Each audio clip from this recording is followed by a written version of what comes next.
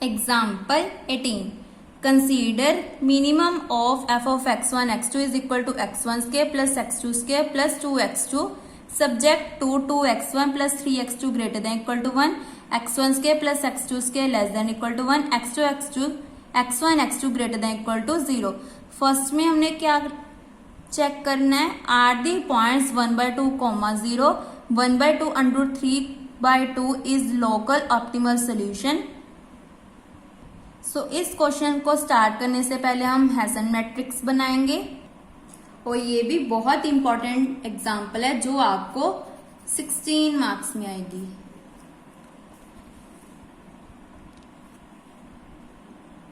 पहले हमने with respect to x1 derivative किया, with respect to x2 derivative किया, फिर यहाँ पे हमने with respect to x2 derivative किया, फिर डबल डेरिवेटिव किया, इसको मैट्रिक्स में पुट कर दिया तो आ गया 2 2 और इनका डेरिवेटिव किया तो 0 0 आ गया.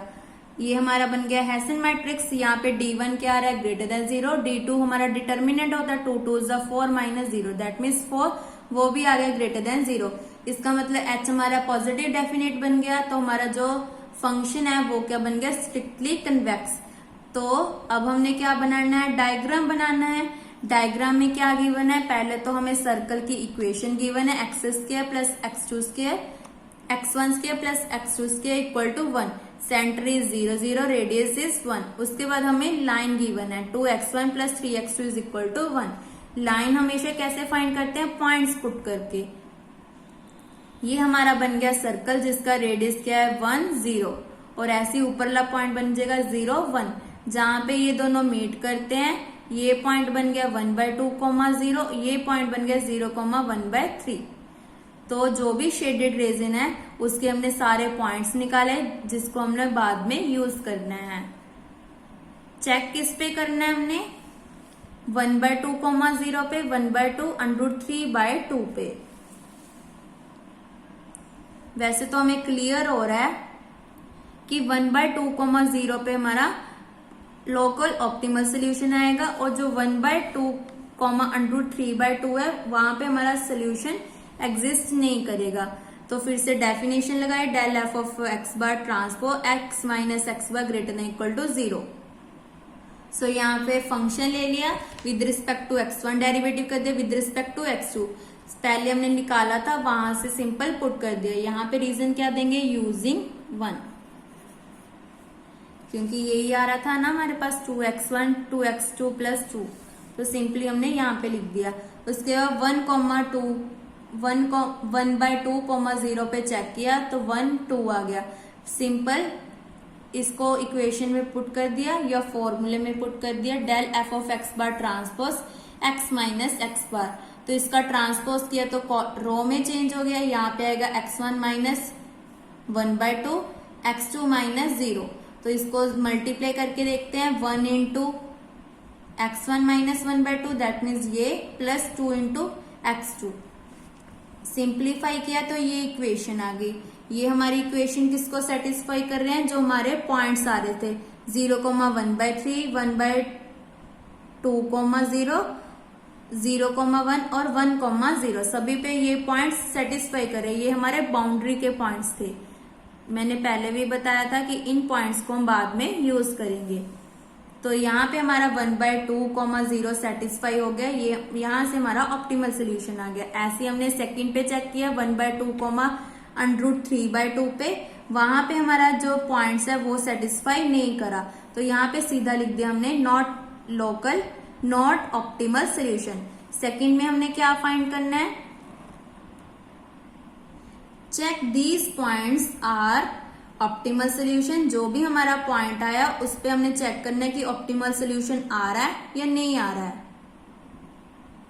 और इसी तरह थर्ड पार्ट में हमने प्रूव करना है, फाइंड करना है कि हमारा जो ऑप्टिमल सोल्यूशन आ रहा है वो यूनिक है या नहीं है. So x bar is equal to 1/2, 0, ये हमारा क्या है, ऑप्टिमल सोल्यूशन है. 1/2 under 3/2 is not optimal solution, because हमने अभी चेक किया है कि 1/2, 0 पे हमारा ऑप्टिमल सोल्यूशन आ रहा है, और 1/2 √3/2 पे हमारा नॉट ऑप्टिमल सोल्यूशन आ रहा है। अब हमने चेक करना है कि हमारा जो सोल्यूशन है वो यूनिक है या नहीं है।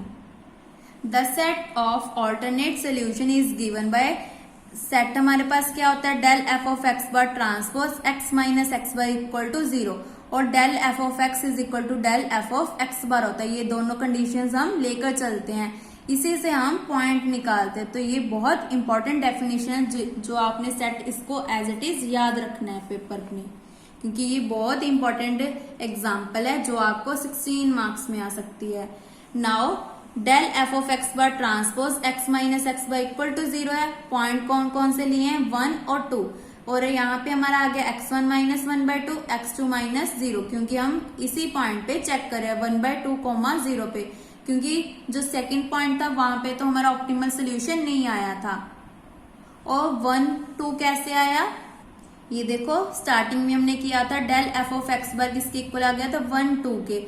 इसका ट्रांसपोज करेंगे तो कॉलम किस में चेंज होगी, रो में। देन इसको सिंप्लीफाई किया तो इक्वेशन आ गई 2x1 plus 4x2 is equal to 1।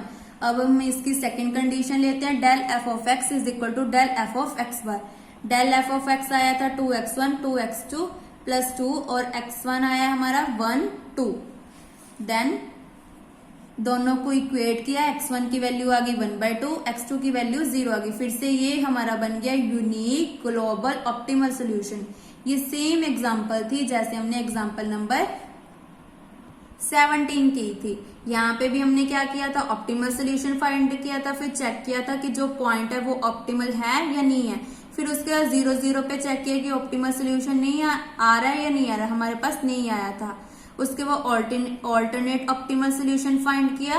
फिर उसके बाद हमने जो पॉइंट फंक्शन का ऑप्टिमल सोल्यूशन फाइंड किया, ये हम किसका निकाल रहे थे, ग्लोबल ऑप्टिमल, जैसे हमने यहाँ पे लिखा है ग्लोबल ऑप्टिमल सोल्यूशन। और जो बी पार्ट में था वो हमने किसका निकाला था, मैक्सिमम फंक्शन, जो हमारा ये है, इसकी वैल्यू निकाली थी, मैक्सिमम ऑफ फंक्शन की, क्योंकि लेके क्या चले थे मिनिमम में, लास्ट में हमने किसकी वैल्यू करनी थी फाइंड, मैक्सिमम की। ऐसे हमारी एग्जांपल नंबर 18 है। पहले हमने इन दोनों पे चेक किया कि हमारा लोकल ऑप्टिमल आ रहा है या नहीं आ रहा है, तो ये तो हमारी सेटिस्फाई नहीं की, ये सेटिस्फाई करेगी। फिर उसके बाद चेक किया कि ऑप्टिमल सोल्यूशन आ रहा है, ये फर्स्ट पार्ट से क्लियर हो रहा था कि ये हमारा ऑप्टिमल है, ये नॉट ऑप्टिमल है।